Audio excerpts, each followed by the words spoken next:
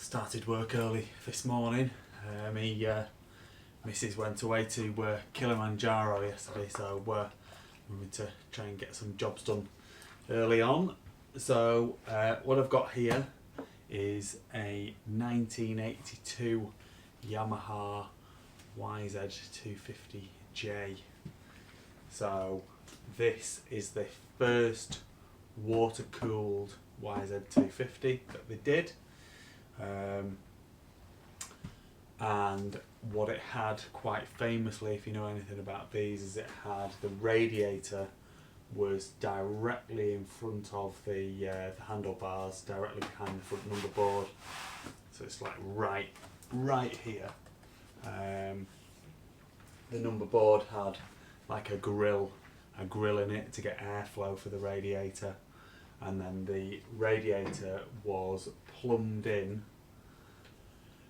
through the headstock of the frame, which I think is probably a bad idea, but obviously that is how it was done. Now a common thing to do. So what often happened was the seals in the headstock went, and then the radiator obviously caused problems with the steering head bearings and stuff like that. So what often happened was people bypassed the headstock and they plumbed the radiator in using longer hoses down to the actual the barrel of the bike, which is what's happened on this one. Now this bike here, someone has bought the bike with the idea of restoring it, and then I think what's happened is they've took a couple of parts off. So they've took the power valve out. It has a YPVS power valve it's supposed to have. They've took the power valve out and then lost it, and then they've just not done anything else with it. So it really is in the kind of original state that it's been left in, really. Engine turns over. There was no engine turns over, and it feels like it's got good compression now, because there's not a lot, like the exhaust pipe's held on with cable ties. I whipped the head off, and the top of the piston looks really nice. Like I say, it does feel as though it's got a good compression. I have a feeling that is actually the bearings in the bottom probably need replacing. Just from the feel of it, it doesn't feel like it's just like normal. It's not spinning over kind of as freely as I would expect, even if it did have good compression. Overall, it looks quite decent though. Obviously needs plastics and seats and stuff, but we'll have a close look at it, and then obviously it's not going to run. It's not going to be able to ride it or anything like that, and then we'll be having it up for sale tonight. So engine looks to be in good condition. Looks to have minimal wear, like on the frame, clutch cover, the original foot pegs, all very little play. All looks in very nice original condition. The nitrogen bottle with the original Yamaha stickers on there is nice to see. Got the airbox cover, the original airbox cover and things like that.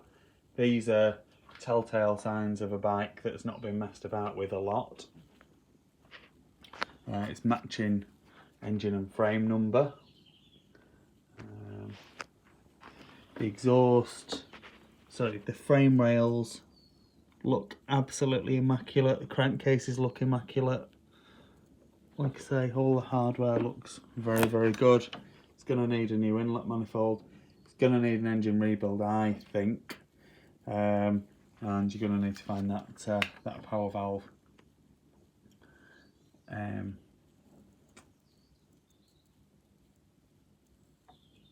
Radiator looks to be in good condition. Like I say, they've bypassed the headstock. All of the hardware for the headstock is still there, so you could reinstate that, which is, if it's going to be a collector's item, then that would be the thing to do. The exhaust pipe has had quite extensive damage at some point, so, and then bad welding to repair it. And I did spot a hole. Yeah, hole here. So the pipe is going to need to be replaced. The wheels, which are matching wheels, will be the original wheels, guaranteed. This, if we can find the date, yeah, November 1981 on that wheel. So that would definitely be the original front wheel. And then where's the markings on this? Yeah, November 1981 again, so original rear rim. Nice gold rims. It's going to need fork seals, but the fork chrome looks to be in immaculate condition. Twin leading front brake on there, which is what you want. A lot of people upgrade the older bikes to have these front wheels on because the stopping power is a lot better with the twin leading front shoe.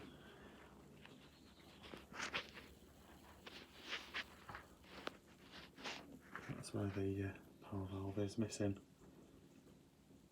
So I don't think it's not the whole power valve that's missing, it's just a part of it, and you will be able to find that. It won't be too difficult to get hold of. Probably shares that part with a whole load of other Yamahas, I would suspect.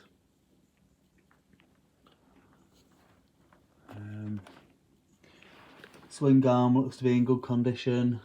Oh yeah, so the front wheel doesn't look bent or any flat spots or anything like that on it, not that I've seen anyway. Can't always guarantee that I'm 100% right on this, but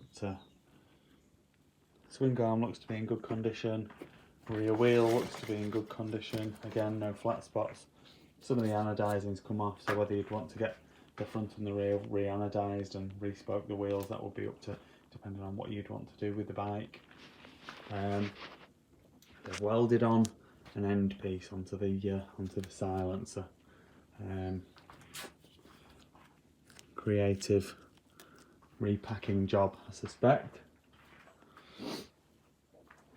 Bit of a disappointment that, but there you go.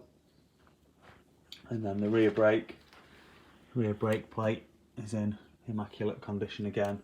And again, the swing arm on this side, a couple of nicks out of it. You'll be able to clean that up without too much of a problem. So all in all, she's looking very good and very original, I would say. The seat lets it down a little bit, but there you go. You're going to need to recover that and get a new seat foam, I would say. Plastic's possibly slightly brittle, but I'm sure you can work with that. There we go. Let's get the gearbox checked on and then I can get some pictures of her and we can get her up for sale. Okay, 5-speed box on this. We're in neutral, down into first, up into second, third, fourth, and fifth. So all five. So I mean, it does turn the engine over. I just have a feeling that there's just a bearing. The main bearings need doing. There we go. 1, 1982 Yamaha YZ250j. Please like this video and subscribe to my YouTube channel. Just search Phoenix Motos.